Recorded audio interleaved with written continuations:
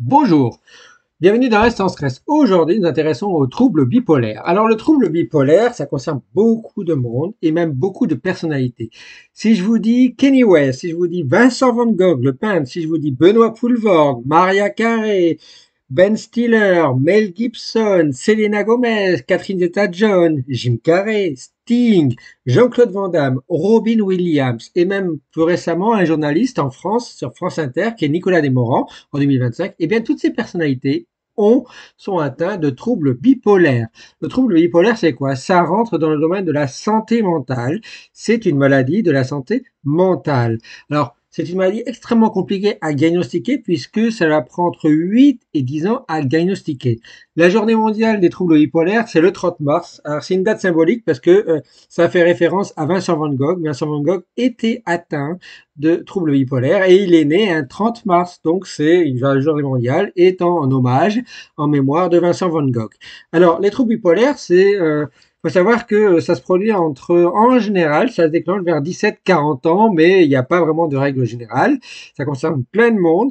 Et en fait, c'est quoi? C'est difficile à diagnostiquer parce qu'en fait, c'est un cycle, ça joue entre deux phases. Une phase maniaque et une phase dépressive. Donc, c'est une maladie maniaco-dépressive. Dans la phase maniaque, vous avez ce qu'on appelle une augmentation, il y a une phase d'euphorie. C'est une phase d'euphorie qui est une augmentation de l'estime de soi et un sentiment de grandeur ou même de persécution, une augmentation de prise de risque dans les comportements envers les autres, de l'imprudence, une diminution de sommeil, pas envie de dormir.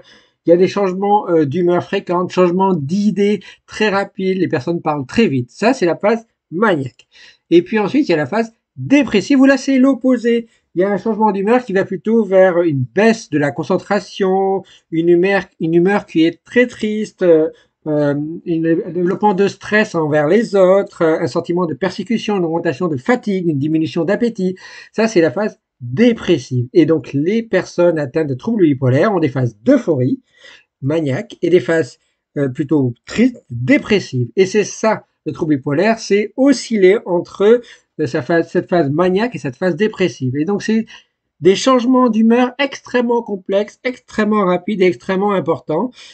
Et ça, en France, on s'est estimé entre 650 000 et 1 million et demi de personnes qui ont des troubles bipolaires. Dans le monde, l'OMS estimait en 2019 autour de 40 millions de personnes. Maintenant, on dit entre 40 et 60 millions de personnes dans le monde. Un adulte sur 50 a un trouble bipolaire.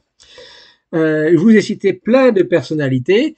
Eh bien, maintenant, on se pose la question, même chez ces personnalités et tous les gens qui en parlent, quelles sont les causes des troubles bipolaires? Pourquoi ces personnes et pourquoi tant de personnes ont des troubles bipolaires? Eh bien, c'est multifactoriel et les causes sont très compliquées à déterminer. Tout d'abord, il y a forcément probablement une cause génétique puisque c'est aussi héréditaire. Il y a un lien avec les parents qui ont des troubles bipolaires, les enfants ont un risque de l'avoir. Donc il y a un lien génétique.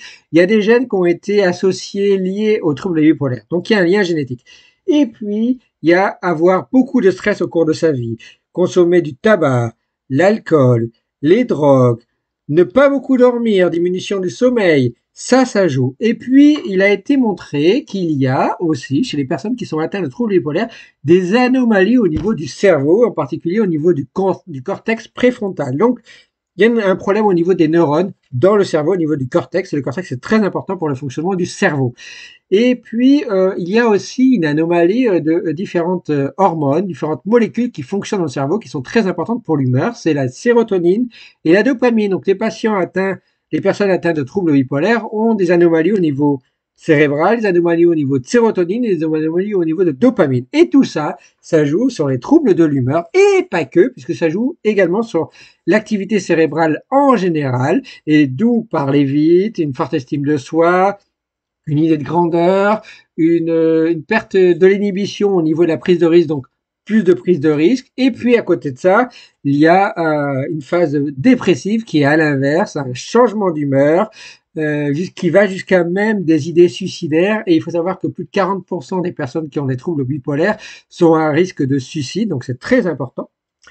Alors, est-ce qu'il y a des médicaments? Comme on ne connaît pas les causes, évidemment, on va tendre à dire il faut maîtriser ces troubles bipolaires. Alors, il y a des personnalités comme Jean-Claude Van Damme ou d'autres qui arrivent à maîtriser leurs troubles bipolaires et qui l'utilisent dans qui l'ont peut-être même utilisé dans leurs films, dans leurs actions, dans leurs activités. Ça leur a permis d'avoir des sauts d'humeur et de jouer extraordinairement ou faire de grandes exclamations. Mais ça joue aussi sur la dépression et donc ça peut atteindre leur carrière. Il faut savoir que en dehors de ça, en dehors de la maîtrise des troubles bipolaires qui est très compliquée, il y a ce qu'on appelle des médicaments. Et alors les médicaments, ça joue en particulier, c'est lié à l'utilisation de lithium. Le lithium, les médicaments à base de lithium vont avoir pour effet de de mieux réguler l'humeur. On appelle ça des thymorégulateurs, c'est régulation de l'humeur. Eh bien, ça permet de stabiliser un peu plus l'humeur. Malheureusement, les médicaments à base de lithium ont des effets secondaires sur différents organes et donc ça a des effets secondaires d'être traité par les troubles bipolaires. Souvent même c'est associé à des antiépileptiques et des antipsychotiques. Donc vous voyez, c'est pas simple du tout d'être traité pour les troubles bipolaires et de vivre avec, même s'il y a de nombreuses personnalités qui en ont, comme je vous les ai citées, et qui arrivent à vivre avec, qui montrent qu'on peut vivre avec. C'est très compliqué quand même au quotidien, entre des phases d'euphorie et des phases limite suicidaires. Alors, pour aider à mieux comprendre tout ça, il y a des personnalités qui en parlent, on en parle, j'en parle en vidéo, et puis il y a aussi de nombreuses, je ne peux pas toutes les citer, mais vous en voyez ici un certain nombre, de nombreuses associations qui militent, qui luttent, qui aident à parler, à accompagner et même à avancer en recherche pour mieux comprendre et mieux traiter les fameux troubles bipolaires. Voilà, maintenant vous en savez un peu plus sur les troubles bipolaires. Et en attendant la prochaine instance stress, faites très attention à vous. Merci à vous. Ciao, ciao, ciao.